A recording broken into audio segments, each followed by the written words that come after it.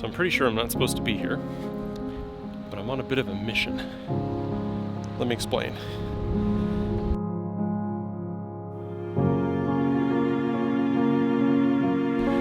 So I am at the Red Rock Canyon conservation area.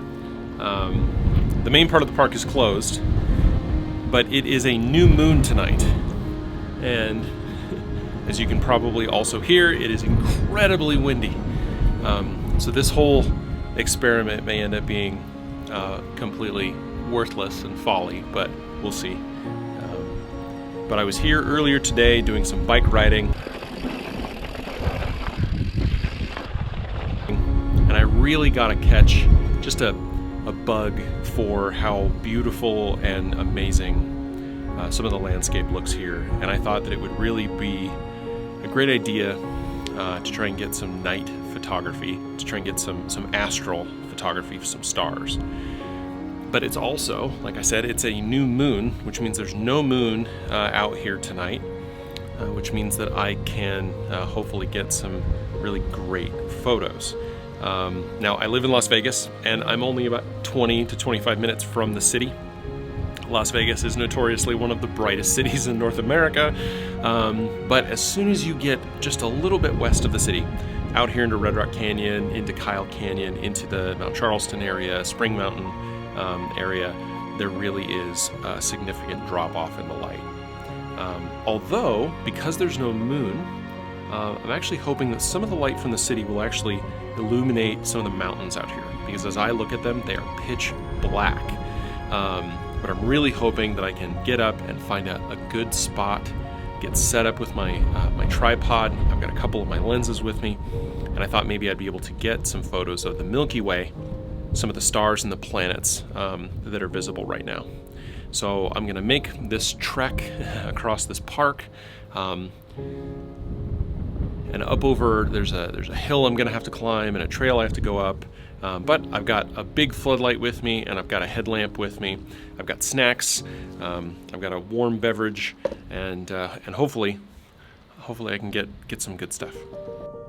Now, for astrophotography like this, you really want to have a lens that is wide. You want 14, 17, 18, 20 millimeters, and you want to have an f-stop that's very low. So f1.4, 1.8, 2.8, and you want to have it wide open. You also want to make sure you have a camera with a sensor with as high an ISO as you can go, 3200 or 6400, so that you can get all the detail in the stars in the sky.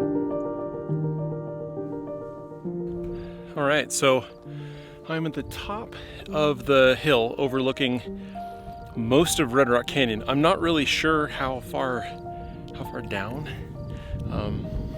but it looks pretty far. So I'm gonna get my camera set up for some long exposure astral photos. I'm actually gonna start with the lens that's on here now, Sigma 35mm 1.4 art. And I'm gonna start with that lens because it's my fastest prime. I have a 17 to 40 with me, but that one's only f4. I'll probably pull that out and give it a try, but I want to start with the Sigma at 1.4, and I'm gonna probably start with about an ISO of 3200. Whew. This wind.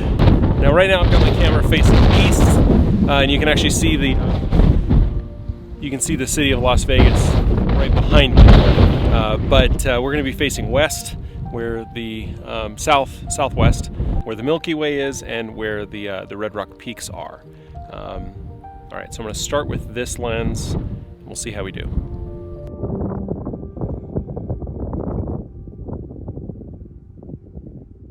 Got the camera set up in manual mode. I've got everything set basically to those settings that I described. So I've got the camera full open at f1.4. I'm still using the 35mm Sigma lens, and I've got my shutter speed set to 5 seconds. I've actually been moving back and forth between 5 seconds and 2.5 seconds, and I actually find that 2.5 seconds has been working a little bit better with an ISO of 3200. And I've been moving back and forth between ISO 3200 and ISO 6400.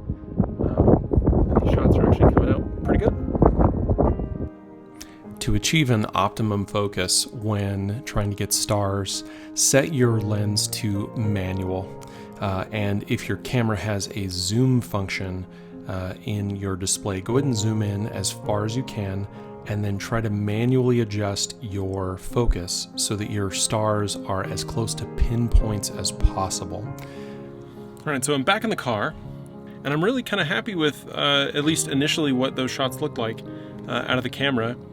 I was originally planning on doing some additional shots, some additional angles, but from the location that I was at, I was on kind of a precarious perch. The rock really overlooked quite a drop. There was quite a cliff there.